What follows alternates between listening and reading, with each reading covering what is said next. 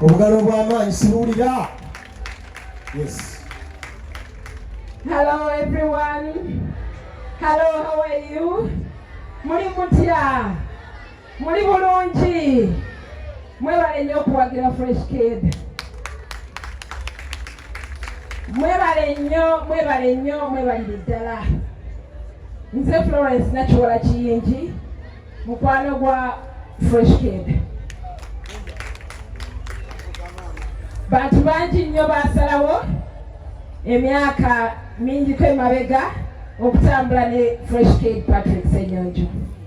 Naye ng'ate mmwe olwaleero mwe mubaddewo nga abo ate ababeerawo mu musana ne babeerawo ne mu nkuba olwa Patrick. Mwebale nnyo, mwebalire ddala. Era njagala kwebaza Patrick ono okubeera nti abaddewo ku lwa music mu bubi ne mu bulungi, mu bigezo n'ebitali bigezo, mu nkuba ne mu musana. Yebale nnyo obutava ku mulamwa gwe ogw'okubeera nti alina ekitone ekya music. Patrick, webale nnyo, webalire ddala. Ennaku zino music agenda n'abeera muzibu nnyo, nga wa ssente nnyingi nnyo, abantu abasinga ne babivaako. Naye Patrick tasobodde kola ki? Takivuddeeko. Naye njagala obbategeeza nti anaatera okutuuka wakungulira n'abeera n'amagoba mu ebyo bye yasiga n'okubeera nti yalemerako nnyo n'abeera ng'asobola okubeera nti abasanyusa. Era twagala okwebaza Katonda nga tuba mu ngalo olwa Patrick okumaliriza primary division. Era abamuwuliddeko ng'ayogera Oluzungu mujja kukakasa, mujja kitegeera, mujja kikakasa nti Patrick yasomye. Era ffe abamu kino kye twali twagala nitugamba nti nno omwana ono ajja kubeera w'amaanyi nnyo. Nze nga Nakiwala Kiyingi ne nteekawo ne ŋŋamba nti ono omwana tujja kubeera naye mu buli mbeera yonna okutuuka lw'anaatuuka ku kintu kyonna ky'ayagala. N'olwekyo Patrick, olwaleero ngenda kutuusaako amawulire amalungi nti maze okwogeraganya ne erimu ku ssomero erisinga amaanyi wano erya Cambridge International School wano mu ggwanga. Omugalo! Era nsuubira ku lunaku olw'ebbalaza boodi wegenda okutuula etuwe okusalawo okusembayo n'okutuwa ebivuddemu nga bagenda kubeera nga bawa Patrick Ssenyonjo scholarship okusoma Cambridge wano International School.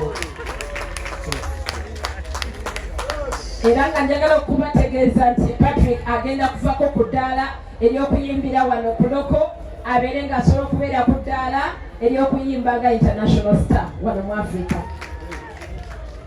Era kino nze nammwe tugenda kikola ffenna, kubanga bw'otaba n'amaanyi waka oluusi kisinzira bagamba nti mukole nominations, mukole ki. Bannange buli woolirabanga erinnya lya Patrick, oba olirabye ku TikTok, oba olirabye mu nominations ki, oba olirabye mu award ki, beerawo ne Patrick Ssenyonjo ku lw'abaana ba Uganda. Bw'ona omuwagira ojja kuba owagidde abaana ba Uganda.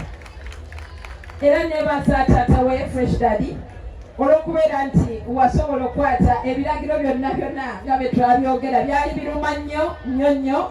Ne Patrick yagamba ebiragiro byonna kibola kambikwate, nanneebaza n'akubba oluyimba. Kati ngenda kutwala ate ku mutendera oguddako, ogenda kubeera international star. Okiwulidde?